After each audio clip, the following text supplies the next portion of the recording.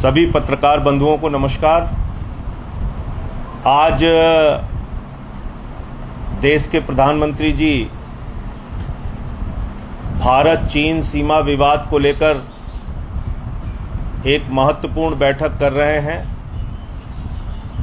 लेकिन उससे पहले कुछ सवाल है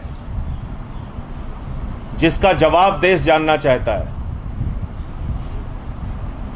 काफी लंबे समय से भारत चीन सीमा का विवाद चल रहा है। खबरें आई कि उन्होंने हमारी जमीन पर कब्जा कर लिया है। कई दौर की वार्ता चली और उसके बाद एक ऐसी घटना सामने आई जिससे पूरा देश आज आक्रोशित है। देश के लोगों के मन में गुस्सा है। कई तरह के सवाल उनके मन में उठ रहे हैं, लेकिन भारत की सरकार का जो रवैया रहा, केंद्र की सरकार का जो रवैया रहा, वो अत्यंत दुर्भाग्यपूर्ण है। पहले कहा गया हमारे 3 जवान शहीद हुए हैं, फिर बताया गया हमारे 20 जवान शहीद हुए हैं, फिर बताया गया हमारा कोई भी जवान चीन की सेना के कब्जे में नहीं है, चीन के कब्जे में नहीं है। और कल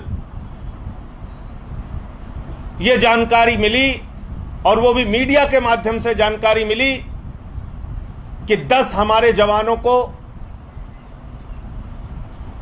चीन से छुड़ाया गया है।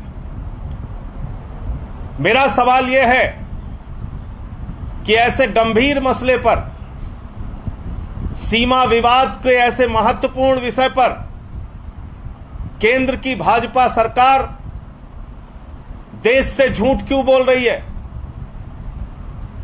यह देश की जनता के साथ एक विश्वासघात है जो केंद्र की सरकार कर रही है।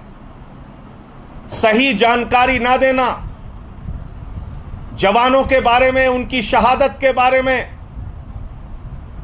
आंकड़े छिपाना, देश को गुमराह करना, सीमा विवाद जैसे मसले पर सही जानकारी देश को नहीं देना,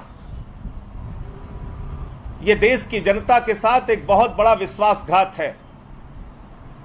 मैं पूछना चाहता हूं केंद्र सरकार से, आखिर किस कारण से हमारे जवानों को बंधक बनाए जाने की खबर आपने छुपाई? आखिर किस कारण से जवानों की शहादत पहले 3 बताई, फिर 20 बताई? आप देश को सच बताइए। पूरा देश इस वक्त आक्रोशित है, गुस्से में है, और वो सच जानना चाहता है। इस वक्त हमारे वीर सपूतों ने अपना सर्वोच्च बलिदान दिया है। हम उस जवानों के साथ खड़े हैं, सेना के साथ खड़े हैं। हम कोई राजनीति इस विषय पर नहीं करना चाहते, लेकिन पूरा देश इस वक्त चाहता है कि हमारे जवानों का बलिदान बेकार नहीं जाना चाहिए, हमारे जवानों की कुर्बानी बेकार नहीं जानी चाहिए। और भारत की सरकार बदला ले हमारे जवानों की शहादत का। पूरा देश चाहता है भारत की सरकार चीन से बदला ले। भारत की सरकार, देश के प्रधानमंत्री मुंहतोड़ जवाब दें चीन को। हमारी पार्टी और हम लोग इस मसले पर सरकार के साथ खड़े हैं। पूरा देश सही जानकारी चाहता है। सही जानकारी दीजिए देश के सामने। 1 अप्रैल के पहले की स्थिति सीमा पर बहाल होनी चाहिए। कभी खबरें आती है 60 स्क्वायर किलोमीटर चीन ने हमारी जमीन को कब्जा कर लिया, कभी कुछ खबरें आती हैं, कभी कुछ खबरें आती हैं।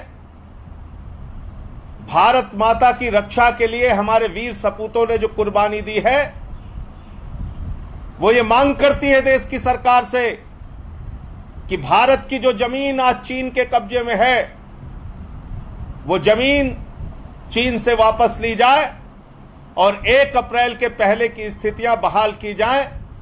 जो हमारा क्षेत्र था, जो भारत माता की धरती थी, उसको आजाद कराया जाए। इस पे किसी भी प्रकार का कोई समझौता देश बर्दाश्त नहीं करेगा। बार के चुने हुए मुख्यमंत्री को नहीं बुलाना, मैं समझता हूं ये अपने आप में सरकार की सोच को उजागर करता है, और वो किस प्रकार से किस दिशा में सोचते हैं ये पूरा देश देख रहा है। सर, क्या आप ये कह रहे हैं कि उस लिस्ट में जिन पार्टियों को बुलाया गया उनमें ऐसी भी पार्टियां शामिल हैं जिनके 5 सांसद नहीं, और आरजेडी और आम आदमी पार्टी को जानबूझ के छोड़ा गया? ये आप खुद चेक कर लीजिए ना, मैं तो आपको बता रहा हूं, और आपके चैनलों ने ही चलाया है। ऐसी तमाम पार्टियां जिसके पास 5 सांसद नहीं है, उनको भी बुलाया गया है। और मैं ऐसा मानता हूं कि उनको बुला के कुछ गलत नहीं किया गया है, सबको बुलाना चाहिए।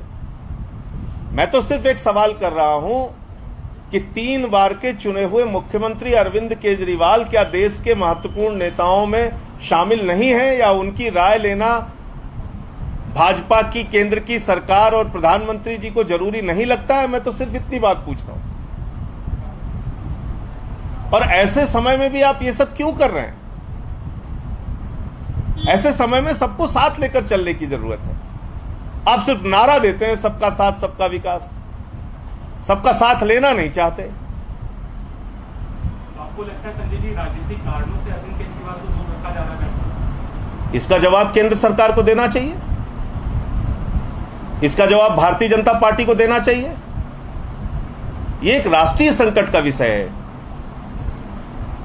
यह कोई चुनाव की राजनीति नहीं है, यह कोई रैली सभा धरना प्रदर्शन नहीं है, यह एक राष्ट्रीय संकट का विषय है।